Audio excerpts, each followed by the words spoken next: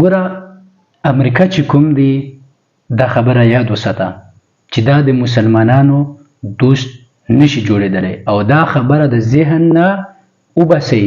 دا خبره بالکل ناممکنه ده. ولې چې امریکا په هر بیان کې د مسلمانانو حمایت یافته خلک دي، د عمران خان حمایت کوي. نو د دې نه معلومه شوه چې د پاکستان برپور حمایت کوي. خو ګوره دا د پاکستان دوست نشي جوړېدلی. ګوره که تاسو سوچ وکئ د ایران والا چې کوم صدر و دلته چې کوم د دوی دعوت ورکړو، انویټیشن دوی هغوی ته کړی و، انویټیشن دوی قبول کړو، راغی ښه ججمنټ یې واخیستلو. په تاریخ کې پیله ځل هغه د حماس مشر چې کوم دی ایران ته لاړو او د هغوی په پروګرام کې حماس اسماعیل هنیه چې کوم دی شرکت وکړو. نو دا څوک و؟ دا اسماعیل هنیه کافر و، نعوذ بالله. هغه خو چې کوم دی مسلمان و، مجاهد و، یو غټ لیډر و. نو ګوره کافر د مسلمان دوست نشي جوړېدلی. کنې ګوره دا در سره د خبره یاد وساتئ او دا په ذمهواري درته کوم. کنې د قائد محترم صاحب دا خبرې را سره واورئ، بیا ماته اجازت راکړئ. आज अमेरिका इंसानी हुकूक की बात करता है।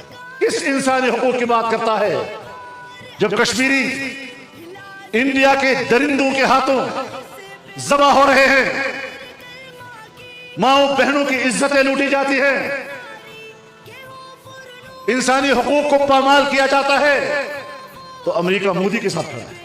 कहां गए वो इंसानी हुकूक जिससे तुम अपने आप को मुहाफिज समझते हो? आज 8-9 माह के अंदर 40,000 फिलिस्तीनी शहीद हो चुके हैं, जिसमें अक्सरियत बच्चों की और खवातीन की है, और 10,000 के करीब अंदाजा है कि इस वक्त भी मलबों के नीचे दबे हुए। इसके बावजूद अमेरिका इस दरिंदा नाजायज इसराइल का साथ दे रहा है। फिलिस्तीनियों की नस्लकुशी हो रही है और अमेरिका उसकी हिमायत कर रहा है।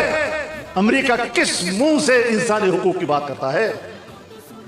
अफगानिस्तान में हो, इराक में हो, लीबिया में हो, हमारे मुसलमानों का खून अमेरिका के हाथों से टपक रहा है, अमेरिका की कोहनियों से टपक रहा है, और उसके बावजूद वो अपने आप को इंसानी हुकूक का आलमबरदार समझता है। मैं कहता हूं और आपकी इस अज़ीम शान जलसे की वसात के साथ कहता हूं और आपको गवाह बनाकर कहता हूं कि अमेरिका इंसानी हुकूक का मुहाफिज नहीं, वो इंसानी हुकूक का कातिल है।